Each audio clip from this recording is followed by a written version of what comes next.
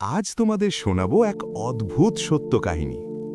অনেক অনেক কাল আগের কথা। তখন পৃথিবীতে মানুষ ছিল না, ছিল শুধু জিন আর ফেরেশতারা। তাদের মধ্যে একজন জিন ছিল যে খুব বেশি ইবাদত করত। তার নাম ছিল আজাজিল। সে এত জ্ঞানী আর ভালো ছিল যে আল্লাহ তাকে ফেরেশতাদের সর্দার বানিয়ে দিয়েছিলেন। সে ভাবত, আমার মতো শ্রেষ্ঠ আর কেউ নেই। কিন্তু তার মনে লুকিয়েছিল এক চিমটি অহংকার। হঠাৎ একদিন আল্লাহ ঠিক করলেন তিনি মানুষ বানাবেন। তিনি মাটি দিয়ে তৈরি করলেন হজরত আদম আলাইহিসসালামকে। আজাজিল তো সেই মাটির মানুষ দেখে নাক সিটকাল। সে টিটকারি দিয়ে বলল, ইস, মাটির তৈরি পুতুল, এর তো কোনো ক্ষমতাই নেই। তারপর এলো সেই চরম পরীক্ষার মুহূর্ত। আল্লাহ সব ফেরেশতা আর আজাজিলকে হুকুম দিলেন যে তোমরা সবাই আদমকে সিজদা করো। সাথে সাথে জিব্রাইল, মিকাইল সহ সব ফেরেশতা আদমের পায়ে লুটিয়ে পড়লেন। সবাই সিজদা করল, কিন্তু একজন করল না।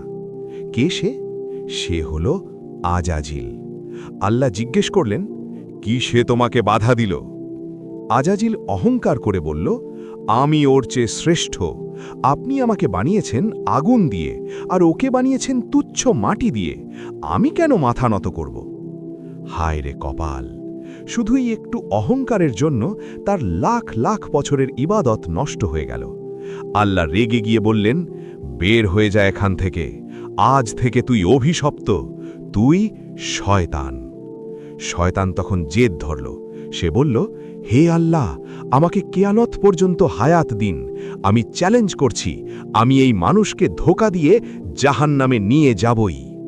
সেই থেকে আজ পর্যন্ত শয়তান আমাদের পিছু ছাড়েনি। কিন্তু বন্ধুরা, আমরা কি শয়তানের কথা শুনব? একদম না। আমরা অহংকার করব না, আর সব সময় আল্লাহর কথা মেনে চলব। ঠিক আছে তো?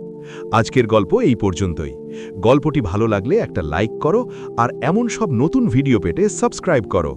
ধন্যবাদ।